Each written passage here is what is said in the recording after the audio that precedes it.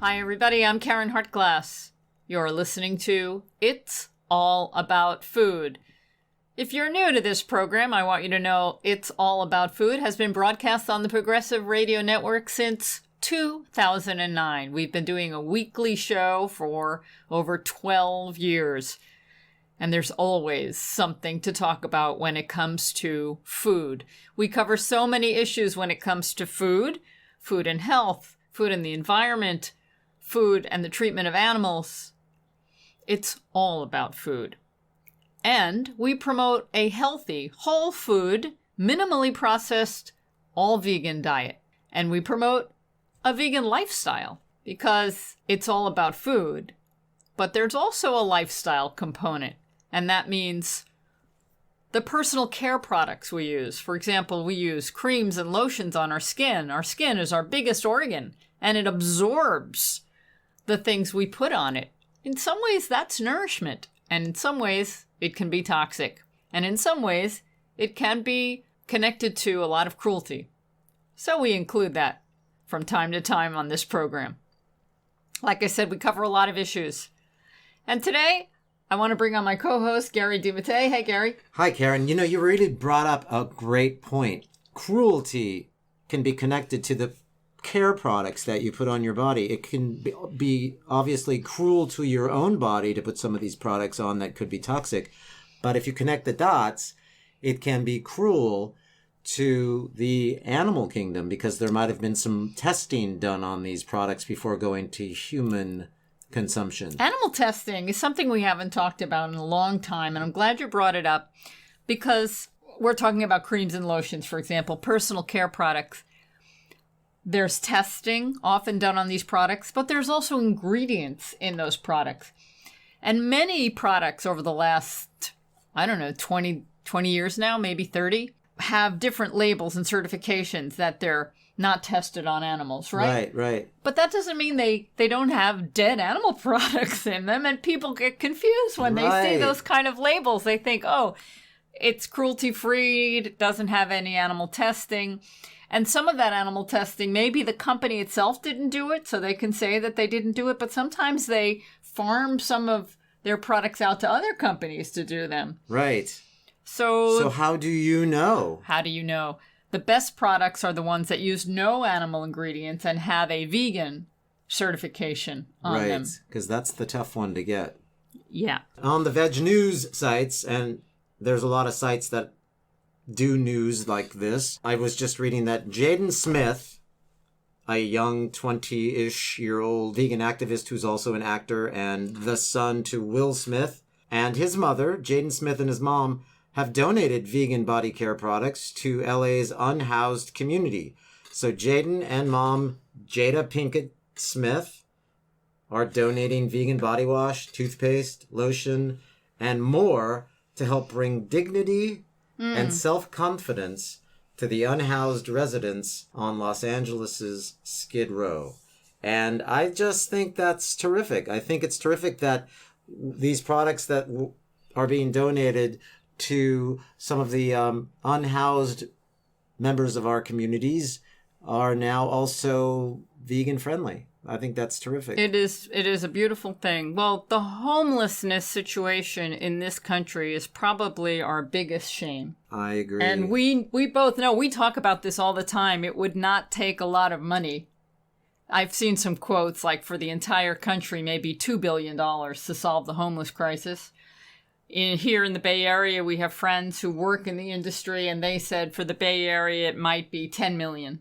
Right. It wouldn't take a lot of money to create communities for people that have been marginalized, for people that have lost their jobs, for people who need housing and food and care and therapy and mental and physical health care. A drop in the bucket. A drop in the bucket. Major corporations. Exactly. And we need to be demanding that. So for me, my motivation has always been to reduce pain and suffering, primarily with the voiceless animals. But it includes humans as well. So when we talk about food, and it's all about food, I like to encourage people not to eat food that comes from tortured, exploited animals. I'm here to make vegans. That's what you always say. You're here to make I'm vegans. here to make vegans. But also, we shouldn't have food insecurity in this country or anywhere in the world. But we do. But we do. And why do we have food insecurity? What is food insecurity for those who don't know about food insecurity? Food insecurity is the new term for a food shortage, for people who don't have enough to eat. There are people in this country that do not have enough to eat. Absolutely. There are people some of them are hungry. on food stamps, which we call SNAP, Supplemental Nutrition Assistance Program. These benefits are given to them, and there are issues with those benefits too, because some choose not to use those benefits for the healthiest choices.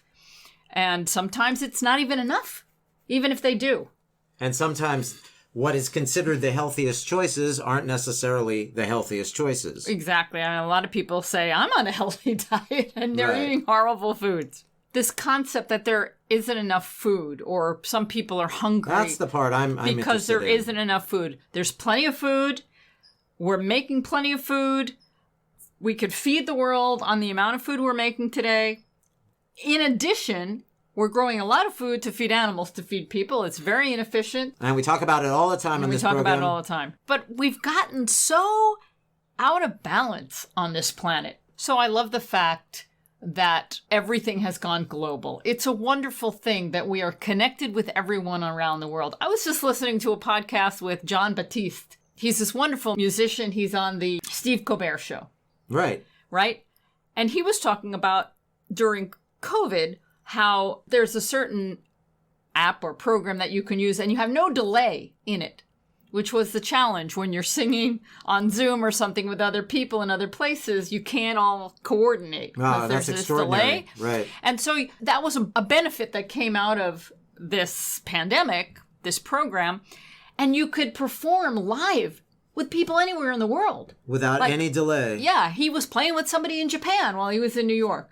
That's amazing. So why can't we solve the food so why insecurity exactly. problem? What is because we don't want to? Because so we it's a don't wonderful want to. thing to be connected with everyone all over the planet. And I love to be able to talk to my friends who are in Europe or in Costa Rica, all over the planet. It's a wonderful thing. And you can see them face to face. It's beautiful.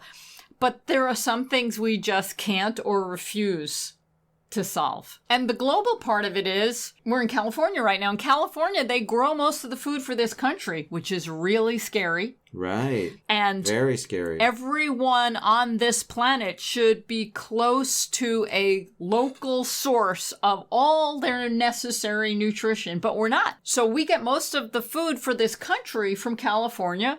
And the middle of the country is growing food to feed animals, to feed people. And if something happened, like a drought, which is what's happening happening now, and California isn't able to grow all the food that they're growing, prices will go up and more people will go hungry. And we're shipping the craziest foods all around the world. It costs so much money and energy to move food about. And here's something I wanted to bring up: the nutritional value of food. So the best food that you can get is the food that is just grown and you pick it and you eat it. It has the highest nutrition. It's also the most delicious. Right. But most people aren't eating produce like that, if you're even eating produce. It's produce that's been picked, sat around for a while, then got packaged up, put on a truck, sometimes carried thousands of miles. And then by the time it gets to the grocery store... Then it goes to a warehouse. It goes to a warehouse. And then it goes to a store. All of the nutritional value is gone. So what are you saying? Are you saying that everybody needs to grow their own food and in their own backyards and or terraces and or... That would certainly help. It's not convenient. People aren't going to be able to go to the grocery store. They're going to have to actually farm... I mean, you know how difficult it is to go into the backyard and pick fruit. I mean, most fruit just falls off the tree and rots on the ground if you've got fruit trees in your backyard. Yeah, how do you think that people are going to then all of a sudden change their life to start growing their own food. What are you really talking about here? People buy produce and leave it in the refrigerator and it goes to waste. So you're saying people don't even eat produce. So a lot of people are saying, why even grow it? We don't eat produce around here. Why grow it? We go to the store and buy meat. That's what we eat, meat. So are we fighting a losing battle? Should we stop this broadcast? Should we say, it's all about food. We have all of the right answers, but nobody cares. Nobody's listening. We're going to stop right now. Turn it off.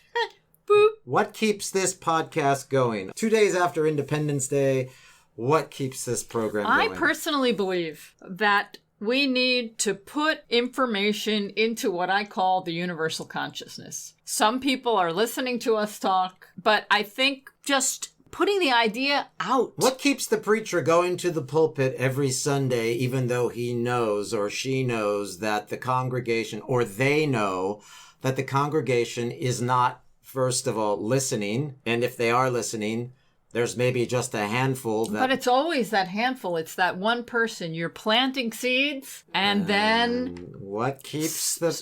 someone grows that seed or gets that idea, and sometimes it takes a long time. But what keeps that person going? What keeps them going up there day after Sunday, or Saturday after Saturday, or Friday night after Friday night, or whenever people go to their Zoom mass or their Zoom Shabbat or whatever it is? What keeps that person thinking that they're going to make a dent when in reality they're still...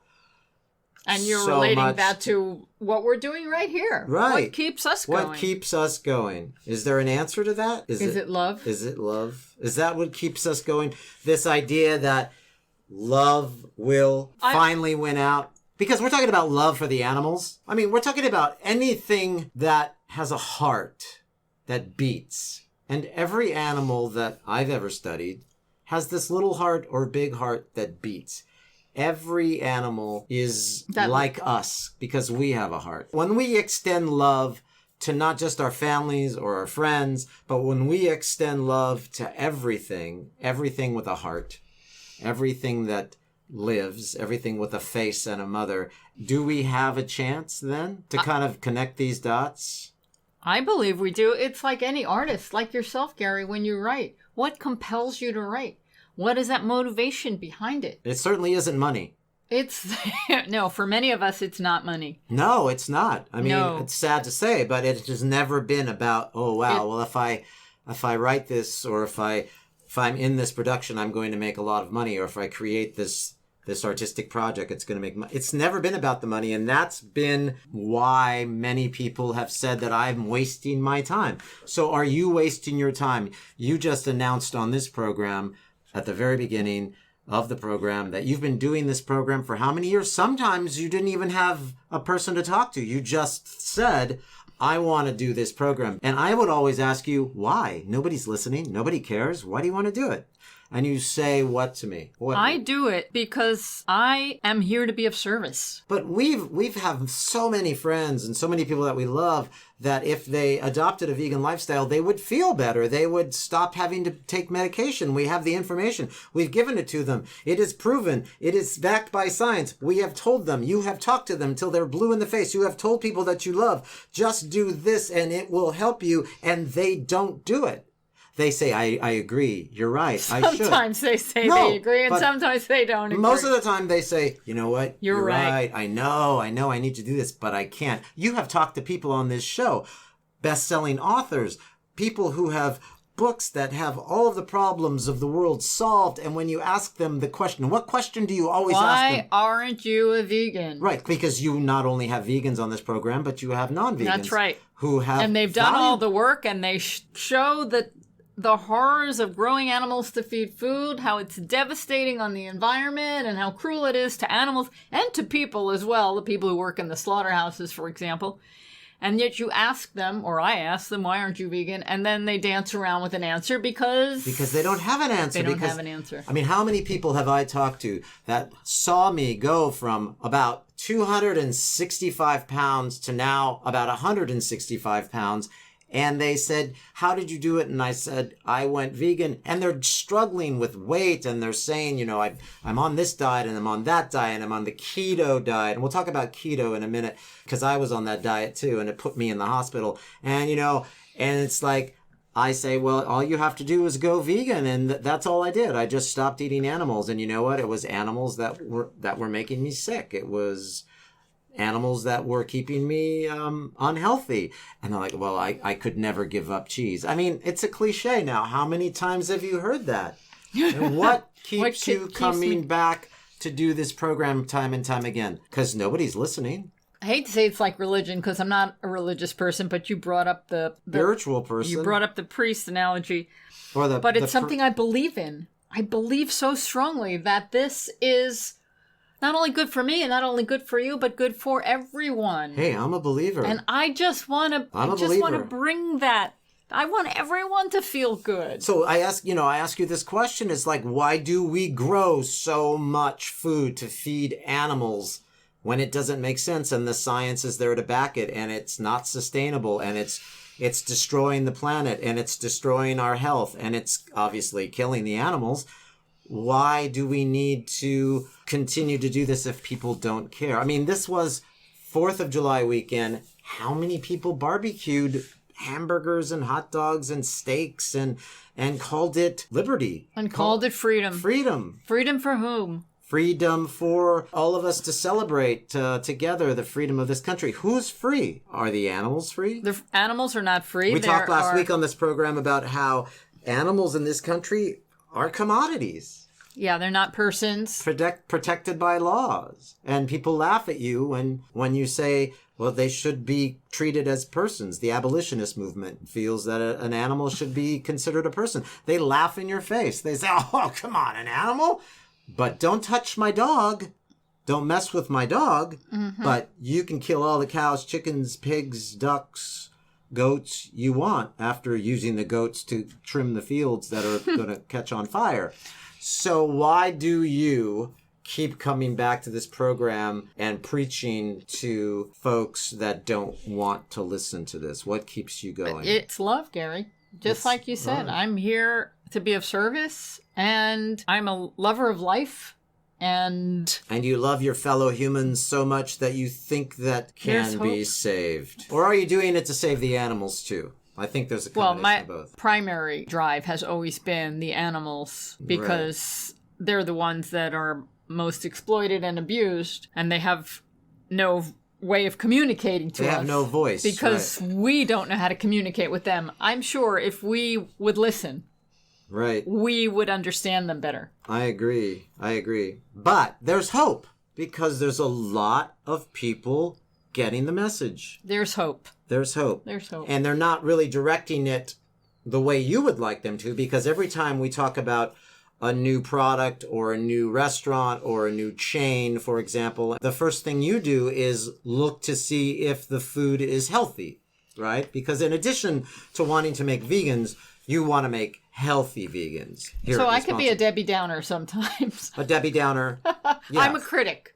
Right. I'm very critical, and I'm very opinionated. So the first thing that you do is you see what is in this food, and if it's synthetic, if there's a lot of oil, salt, and sugar, I turn my nose up. Turn your nose up, well, even though it's vegan. Even though it's vegan, because I'm a big picture person, and I keep thinking about all the money that went into creating some of these newfangled products, and that same money could be used to educate us to eat all the wonderful foods that are available to us today. But we live in a capitalistic world. There's no return on investment other than happy people who are healthy and maybe a reduction in our healthcare costs. But that's long term and people want to see an immediate return. So what is wrong with that in your estimation? That if somebody says, wow, this vegan thing is really catching on, I'm going to switch now and I'm going to start producing only food that's vegan because I'll be able to sell more of it. Isn't that going to make more vegans? Aren't you happy with that? What you'll do is you won't instantly, and I don't want to put words in your mouth, you can answer the question, but what you'll do is you'll do exhaustive research on the product, and if you feel that the product, yes, is vegan, but also not healthy, or not even healthy on the planet, in addition to when you put it in your body, you will turn your nose up to it. Now, so my question to you is, what would make you perfectly content with these products? What do they have to get the responsible eating and living seal of approval? Okay. So you're saying that you don't think we should get our food from one location. Everybody should be growing their own food. So Well, no, not everybody growing their own food, but there should be local sources of food. There should be more small farms. Right now we have giant agriculture, and much of the food is grown on giant farms. They're monocropping to grow food to feed animals, but also... And they're using pesticides and herbicides, and Sure. they're using GMO seeds, and all of this is wrong. When it comes to growing produce, we can be growing produce locally in every community. Now, that doesn't mean everybody has to be a farmer, but in areas where there's farmland, there could be lots of small farms. In areas that are urban, there are wonderful ways to grow tons of food in urban spaces, in parking lots, in unused areas. Who saw the need to grow just a few weeks ago when it launched? Yeah, we've promoted that movie on this program. Great Eric film. Cutter, who was in the film, is doing wonderful work today in parking lots and growing food really quickly. Like in 3 months, you can have really nutritious plant food quickly. So I'm not saying everybody has to become a farmer, but we need to support, and we need to have government, local government, behind growing food locally. And on so rooftops and parking lots. And so your utopian society would have food growing on rooftops, in parking lots, on streets, in urban areas. And in people's yards, if they have them, of course. And in people's yards. Okay, that's good. Because if you did see the movie A Need to Grow, you would see that they were up against a lot of opposition. Absolutely. And they lost their parking lot. They lost their parking lot. Governments, local governments were first behind them and then not behind them. So because it wasn't good for business. Well, it wasn't perceived to be good for business. No one was making money. Well, that's not true. So what this particular person was doing in the film was showing that, yes, you can employ people, and yes, the product can be purchased and used in local restaurants. There are models to make this a viable business. But the reason the plug got pulled on this particular project was because somebody wanted the space to build an ice rink. Right? Watch the movie. It's great. Okay, so what else would get the Responsible Eating and Living Karen Hartglass seal of approval? All food needs to be grown sustainably without pesticides and herbicides. Good. Okay. Yeah. Okay. So what else? Organic gardening, maybe permaculture. So it's got to be organic. Absolutely. So if a product is made that's vegan and you see on the label that it's not organic, you turn your nose up to it and you say, I'm not going to eat it. I'm not going to put it in my body. For the most part. Okay. Occasionally, I'll have something. Well, we're not talking about occasionally, but it's not going to be something that you're going to buy on a regular basis. No. Because what you buy on a regular basis is organic produce, and you make your own food. And there's a few reasons for that. You don't buy prefab food. You actually make your own food. We make our own food. I know. I'm just trying the thing about organic, have you on the spot here so that folks know what drives you and what keeps you coming back to this microphone week after week after week when nobody's listening. So the thing about organic, it's not just a selfish move.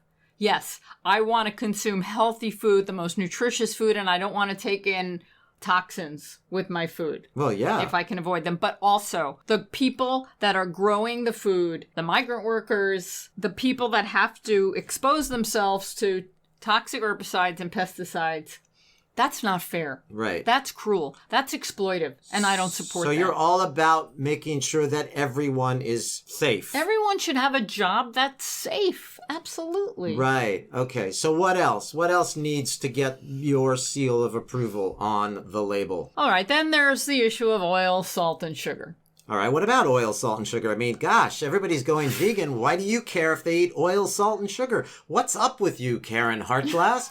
Why are you turning your nose up to a vegan product that has oil, salt, and sugar in it? Talk to me. If everybody went vegan and they were eating products that had oil, salt, and sugar, I would be a very happy person. No, you wouldn't. Yeah, I would. No, I'd be a wouldn't. happy person. I don't believe that, but okay. We have a crisis in this country and around the world when it comes to chronic disease.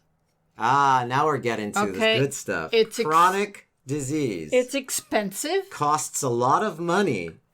And somebody makes a lot of money if they keep us sick. Yeah. Have we talked about that enough on this program? It's never enough.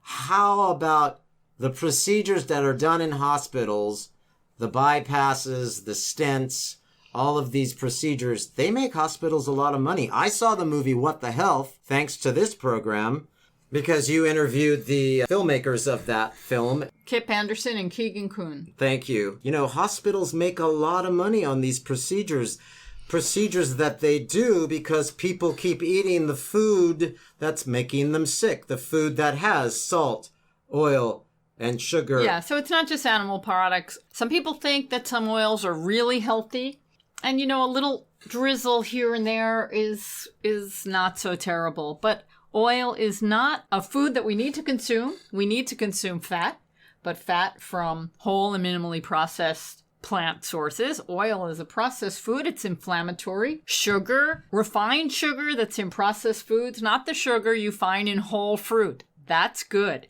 I've heard you say this before. You can eat as much fresh fruit as you want. That's as long correct. as it's organic, according That's right. to you. That's right. That Fresh fruit. Because Okay. it's got that fiber and it's got water in it, and that helps us feel full, and we naturally don't overeat because of the fiber and the water in those foods. Right. So you are okay with us eating fruit. Yes. Fresh fruit. Fresh fruit. What you're asking people to do It's for too them difficult. is unrealistic. Unrealistic, and yet we call ourselves real. Right. We're Because unreal. What you're all about is eating responsibly. Well, you know what, Gary? I'll tell you something. I always see something that I call the food continuum. Mm-hmm. And we're all somewhere on the food continuum. And on one end is like the worst food you can possibly put in your body. And there's all these people who are there and they don't care. And on the other end is like the super cleanest, most nutritious you can possibly do. And then everybody is somewhere in the middle on this food continuum, right? So I think it's important to have people that are setting an example and giving information about the best things that you can possibly do. And that will help move the mean. It'll help move the average closer to an ideal. It's never perfection. It's progress, not perfection. But people have to be driving it in the right direction. Okay, so you're the driving force of this movement in the right direction. I mean, I know I'm just one of many. I know that a lot of people make money in this movement. People that do make vegan products that contain oil, salt, sugar, all of these things. They make tons of money. They are vegan. The world is going vegan, and yet they would not get your stamp of approval. So what is it that you really want? Okay, there are some Do you want products out there. vegans? Do you want to make vegans, or do you want to make healthy vegans? I want this planet to experience the most amazing life possible. And I think there's so much potential in humanity. And we're not even touching the tip of what's possible. How can there be potential in humanity if humanity wants people to stay sick? Well, that's what some of us are working against. So there's a few people that want humanity to reach its potential. Yes, of course. But everybody else just wants to get as much as they can get. Well, I think they need to be educated. People are educated and they still want to make people sick. I just think they need more Let me read something for you, okay? The world. I saw, it's a thing going around social media. The world is increasingly designed to depress us. Happiness isn't very good for the economy. If we were happy with what we had, why would we need more? How do you sell an anti-aging moisturizer? You make someone worry about aging. How do you get people to vote for a political party? You make them worry about immigration. How do you get them to buy insurance? By making them worry about everything. How do you get them to have plastic surgery? By highlighting their physical flaws. How do you get them to watch a TV show? By making them worry about missing out. How do you get them to buy a new smartphone? By making them feel like they are being left behind. To be calm becomes a kind of revolutionary act. To be happy with your own non-upgraded existence. To be comfortable with our messy human selves would not be good for business. So, if there are people out there that know all of this and yet it is still happening, how can you want to save them, preacher woman? Why do you want to save this lot? And of course, these questions I'm asking are rhetorical questions. You don't have to give me an answer. But that's what you're all about here at Responsible Eating and Living, is you are the voice of calm in this sea of people trying to give you the shaft by trying to sell you products, even vegan products that aren't good for you, not good for the planet, not good for the global economy. We talk about history on this program. I've talked to a variety of authors who go back in time the last 300 years to kind of figure out how we got here. All the wrong turns that we've made have been in the name of profit, have been in the name of business. Right. And how the quality of products goes downhill because in order to make a bigger profit, you have to make it cheaper and you have to exploit people and animals. And that's just been our history. And I'm hoping that thanks to this global world that we're in and the internet, more of us will latch on to this and realize what's happening and connect the dots to food. Exactly. But yet, there are still people out there who believe that a keto diet, for example, is the best diet to be on. And why do you think that is? First of all, what is a keto diet? I've been on a keto diet. I was on the Atkins diet a long time ago. It put me in the hospital. And what it did for me was give me permission to eat as much meat as I could possibly consume. It encouraged me, by reading Atkins' books, to go out and buy a pound of bacon at midnight if I wanted it and cook it up and have it with a cube of butter and eat some pork rinds. And I did this. My kidneys felt like they were shutting down. I was in a fog most of the time, yet I was still eating this way. And then I came to find out after being put in the hospital that it was a diet that would have clearly killed me had I not stopped doing it. Why do people in your face tell you that they are on the keto diet and you don't know what you're talking about, you crazy, stupid vegan? Right. And there are vegan keto diets as well, and I'm not promoting them either. How is that even possible? Well, the definition of a ketogenic diet is a diet that supplies large amounts of fats, a certain amount of protein, it could be small or moderate or a lot, and a minimal amount or no carbohydrates. And what happens is when the body is deprived of carbohydrates, it goes into ketosis. These ketone bodies are formed by the metabolism of fatty acids that replace glucose as a primary energy source.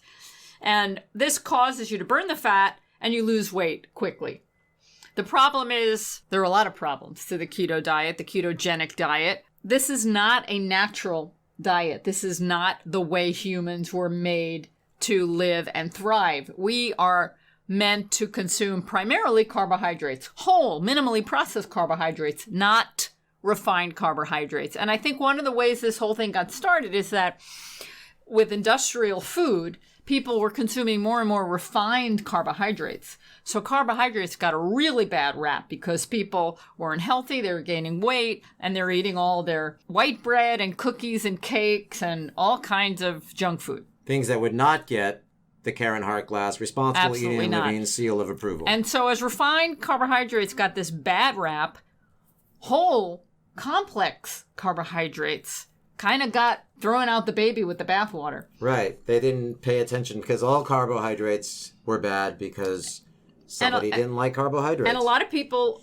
like the keto diet, as you did when you did it, because you liked eating meat. It just gave me permission to eat salami and cheese and anytime lots of I wanted. fatty foods. Lots of fatty foods. Deep fried foods were fine. Very little vegetables. I mean, they say you can eat vegetables, but... And then every now and then you'd go off and all of the weight would go back on because you ate a potato. It messed up my body chemistry and it was a horrible thing. The thing about the keto diet is that all of the studies that have been done to date There are no long-term studies that show benefit.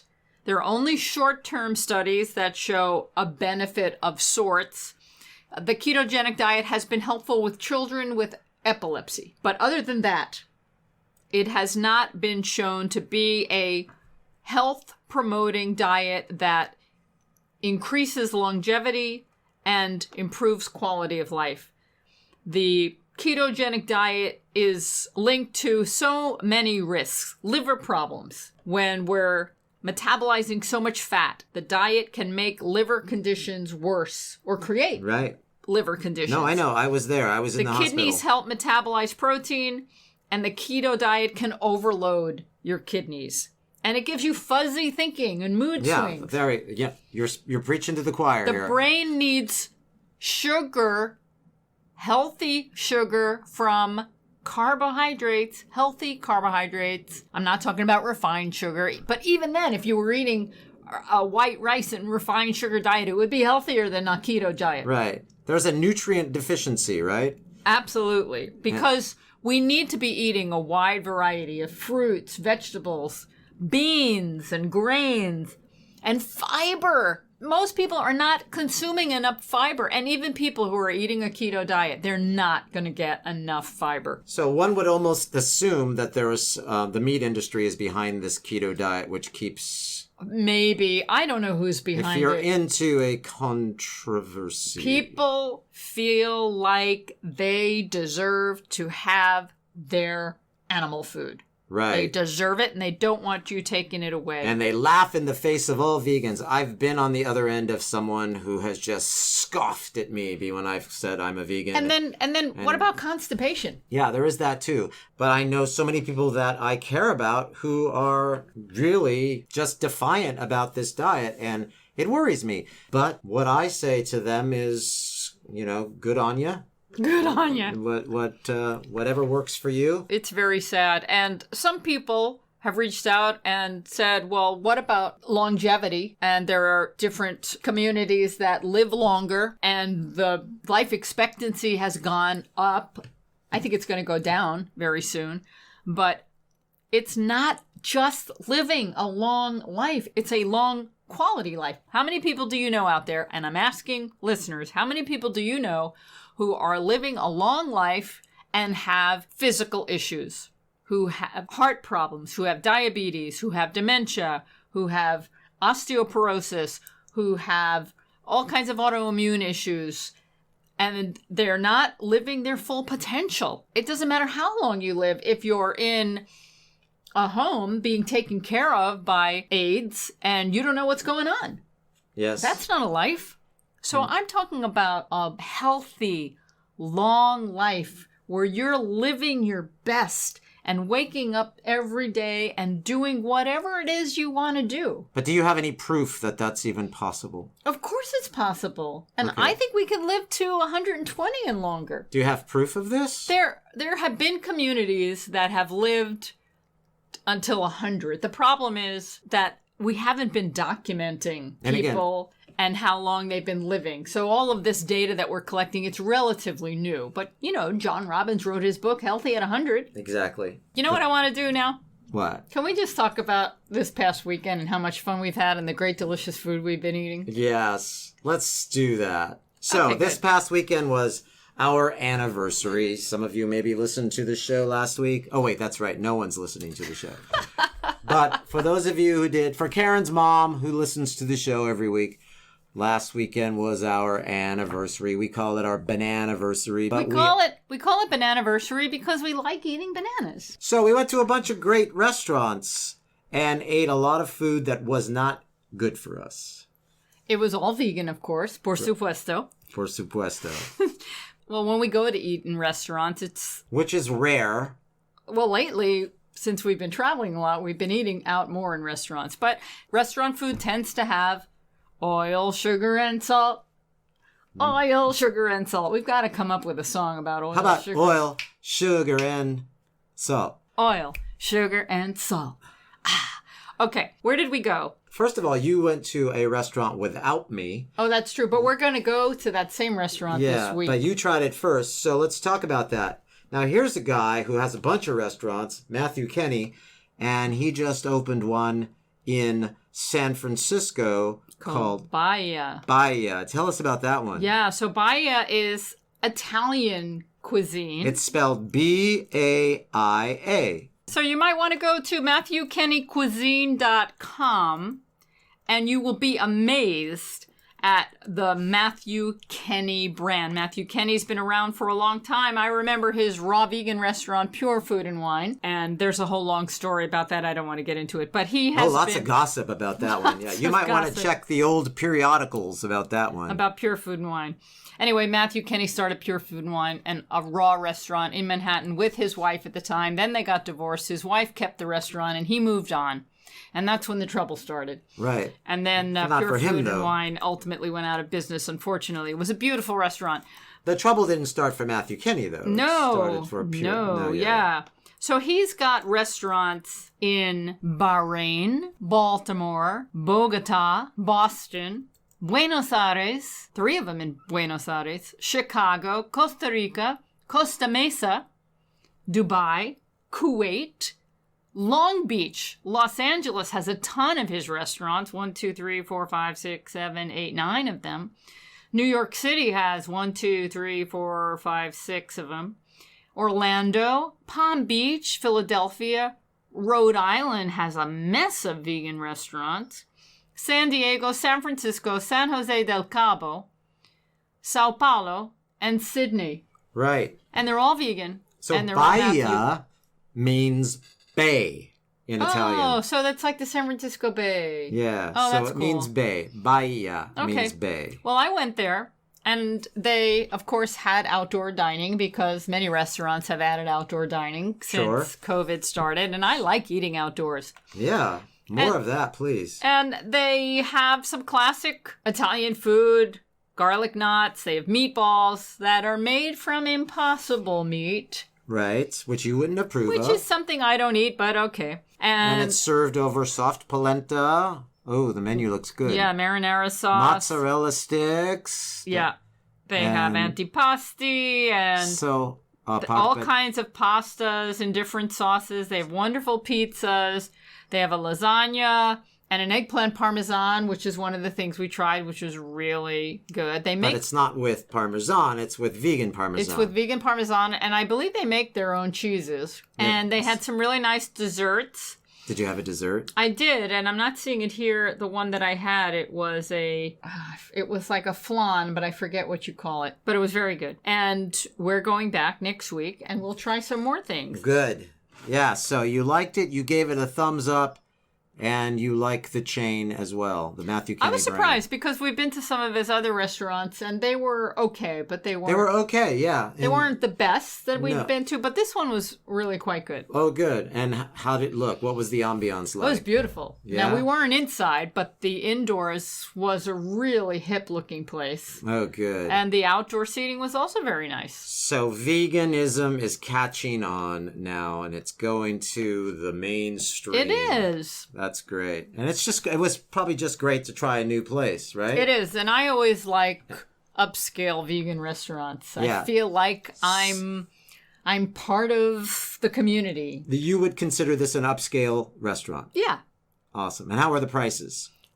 They were pretty normal for San Francisco. Moderate, a little high? A little on the high side. High. Upscale means you're going to spend some money. Yeah. The entrees were like $20 and it didn't come with anything. So if you wanted a salad or a dessert, everything was extra. And so what else did we do? We went, so talking about controversy, we went to a restaurant in San Jose called Good Karma. And the karma going around about this restaurant isn't good. Isn't good. So apparently, and you'll have to do the research on this yourselves because we're not going to spread any gossip on this program, but there was some... Okay, this is what happened. All right, Karen will tell you. Good Karma, we've been to it a few times. It's in downtown San Jose. It's a little restaurant. And the first time we went a long time ago, we weren't impressed, but we've been back to it and we really enjoy it. The first time we went, the karma wasn't that good. And they have a great beer selection. Yes, if you like tap beer, draft beers, they have a lot of great beer. And this is not a dress-up place. This is tank it's tops in a college and town. It's flip-flops downtown and San everything's Jose. cool. You can get bowls and burritos and salads, and it's just a lot of fun vegan food. Right. So we went, and when I was looking up to go back there, I discovered a number of things. So back in May, apparently on Twitter, somebody was posting about sexual harassment in the industry, I guess. This was a year ago, right? No, I think it was back. I don't know when it started. Some people started talking about being sexually harassed at Good Karma by the owner. People who work there, not customers. No. People who work there. And if you're interested in it, you could read about it. It's easy to find. And anyway, all that's been resolved because the owner resigned, the right? owner on the Facebook page profusely apologized, and then within a day he resigned and is looking for new owners. Anyway, we were there because we like the restaurant, we like the food, we want to support the people who work there. We want the restaurant to continue, and we want it to bring back some good karma. So we went and tried it out, and we had some excellent food. Now, we went there just kind of for a snack time. Right. Right? We weren't sitting down for a big dinner. And you tried this hummus. Oh, my God. It was so good. And we're going to try this at home. So tell us about this hummus that you tried. Yeah, you know how they say don't try this at home? This is something you have to try at home. This was hummus with cilantro, lime, and jalapeno. Wow. Now that Oh, my God. It was so good. That sounds really... Really, really good. And you know what? I'm acting like I didn't eat half of it, and I did. And it was delicious. And it had... Did you mention garlic? Oh, it had a lot of garlic. It had so much garlic. Yeah, we're still tasting that garlic, and we had that a few days ago. It's served with a basket of tortilla chips. It was a really great thing to eat before going out and having a couple of beers. What we were doing was we were celebrating our bananiversary, and we were going around San Jose, which is Gary's hometown, and we were going to all his old haunts. Right. And having a beer here and there. Yeah, and this was not one of my old haunts. Good Karma was not one of my old haunts. We were just going to do downtown San Jose, and we were going to do it as two vegans. We were looking for vegan spots. And so you ordered the nachos. I ordered the nachos. Again, more chips. This would not get the Karen Hartglass Responsible Eating and Living seal of approval. You know, for food that for us was kind of comfort food and a treat, it wasn't bad. It wasn't bad. It wasn't bad. It wasn't too much oil or salt or sugar, but there was some stuff there. All right, afterwards, right, we met some friends and we went to a place that you would never think you could eat there if you were a vegan, and guess what? We could. Did. And we did. So that's how I know that what you're doing on this program as one of the pioneers of this movement is working. So all of the back and forth that we've been doing, the one thing that told me that this is working, the message is getting out, is that we went to a restaurant called Original Joe's. And if you've ever been to Original Joe's, it is a place that has a charbroiler. And that charbroiler is for it's not for broiling tofu, let me tell you. It's for broiling animal flesh. And they've been doing it since 1955. They've been doing it for 66 years. And I was able to get a vegan pasta at Original Joe's. That's how I know what you're doing, Karen Hartglass, is working. Yes, and I got this wonderful salad. That was vegan. Eliminating the croutons on it made it vegan, apparently. Yes. But it was a really nice chopped salad with romaine lettuce. It had pomegranates and apples and...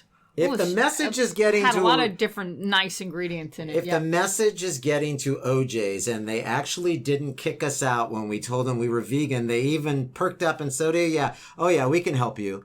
Then you know what you're doing on this program is working. And with what your colleagues are doing on their podcasts all across the world.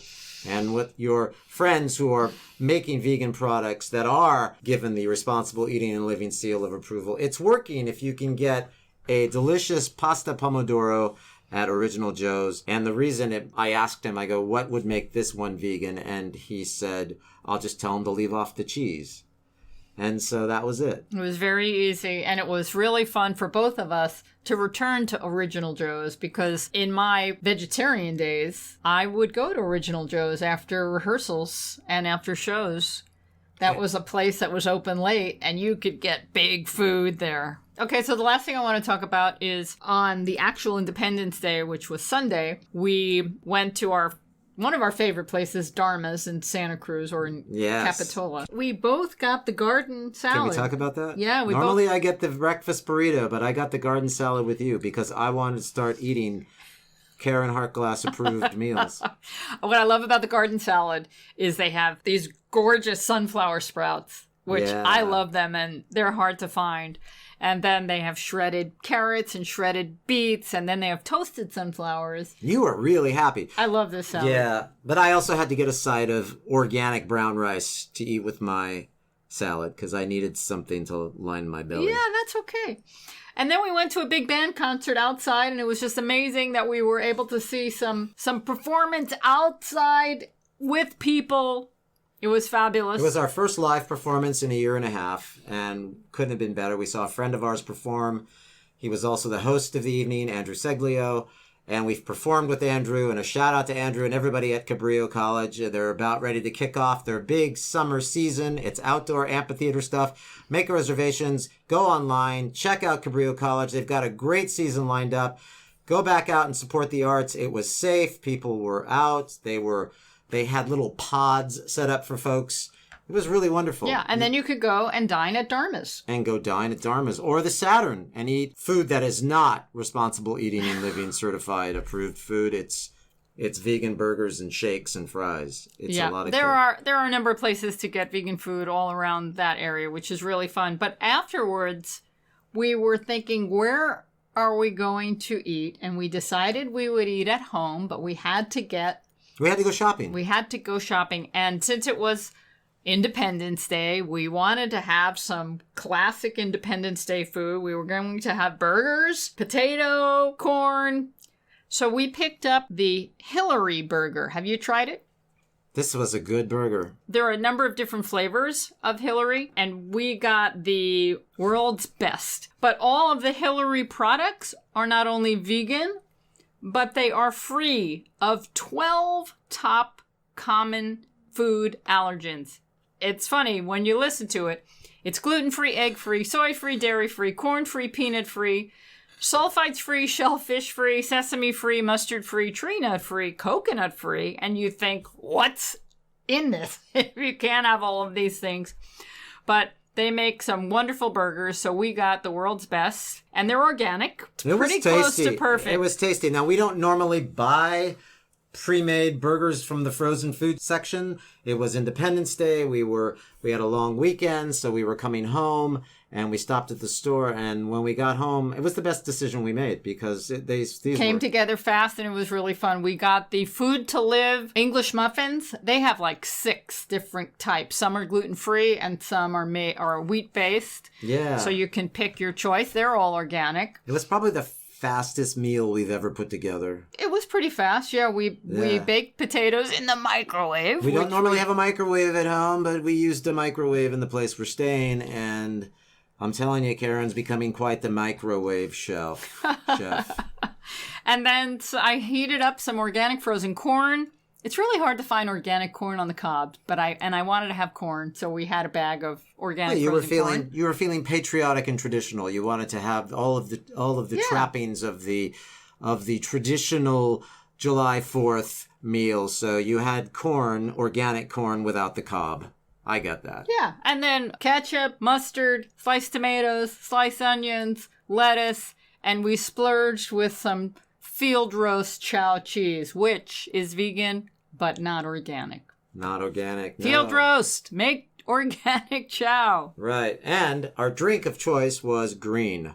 It was an organic green juice. Yeah, let's talk about green juice because I think it's really important to talk about green juice now and close with green juice because it's something that got you through some pretty tough times in your life.